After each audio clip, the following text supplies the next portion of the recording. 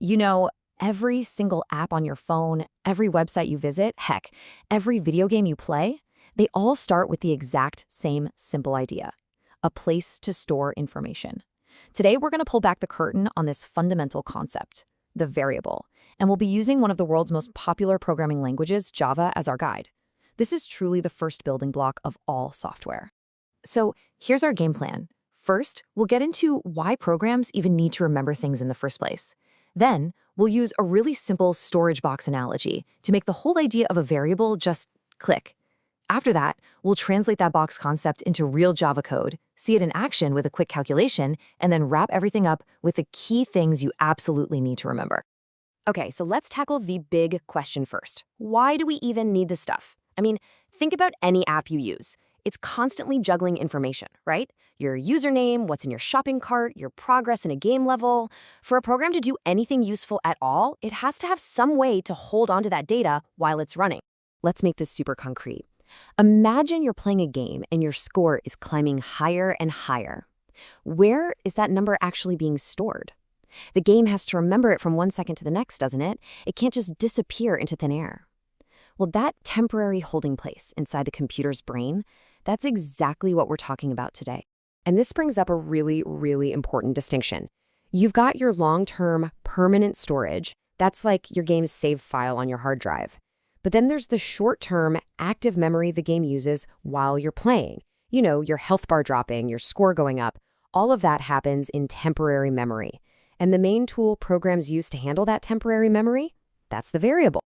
So how in the world do we manage this temporary memory? Well, the absolute easiest way to think about it is with a simple analogy. For the rest of this explainer, I just want you to picture a variable as nothing more than a simple little storage box. Now, the official definition is, a container in a computer's memory for storing data. But honestly, the best way to get it is to just picture a labeled box that you can put one single piece of information into. That's it. It's literally a box for data. And every single one of these variable boxes has three essential parts. First, there's the type. This just decides what kind of stuff can even go inside. Are we talking numbers or text? Then there's the name. That's just a label you slap on the box so you can find it again later. And finally, you've got the value, the actual thing you store inside. Type, name, and value. That's the whole concept right there. Now, here's a super important rule in Java. It's what we call a strongly typed language. And all that really means is that Java is very, very strict. Before you can use a box, you must tell Java what kind of data it's for. So if you make a box for numbers, you can't just try to stuff a word into it later. And this isn't Java just being difficult. This strictness actually prevents a ton of bugs and errors down the line. Okay, enough with the box analogy for a second. Let's see what this whole thing actually looks like when we translate it into a real line of Java code.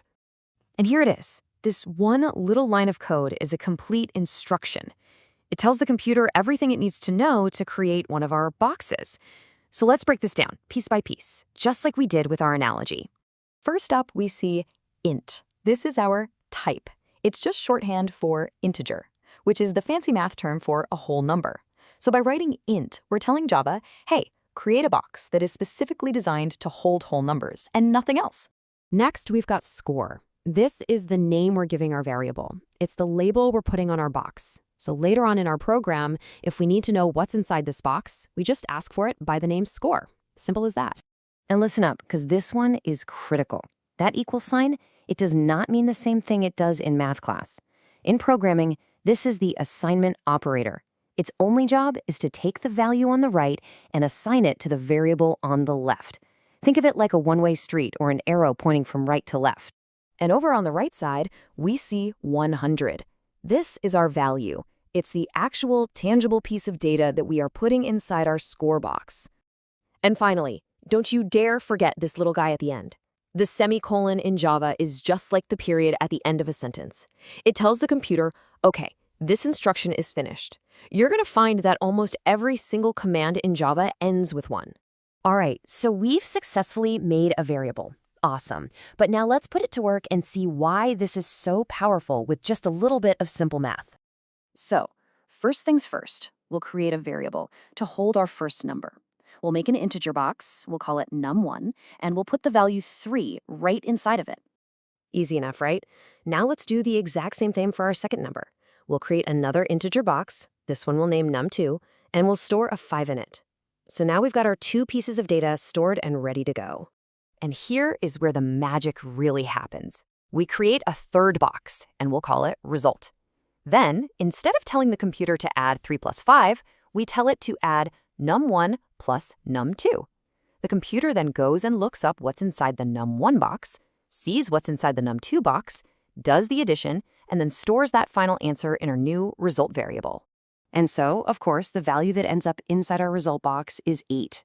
See what happened there? We didn't operate on the numbers directly. We used the names of the variables to do the work for us. And this simple idea, storing data in named containers and then telling the computer to play with those containers, that is the fundamental process behind all software, no matter how complex. Okay, that was a fair bit to cover, so let's just quickly recap the most important points.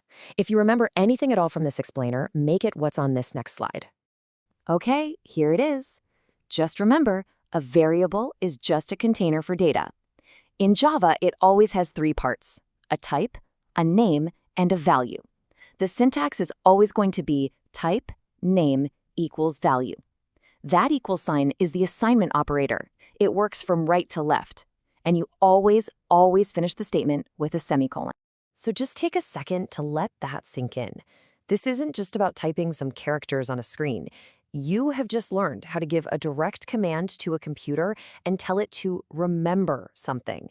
That is the absolute foundation that every other skill in programming is built upon. You've taken this huge first step. You've learned how to store a number. But what's next? I mean, how would you store your name or your city? How could a program make decisions based on what's inside these boxes? Well, that's the next part of the journey. Thanks for watching.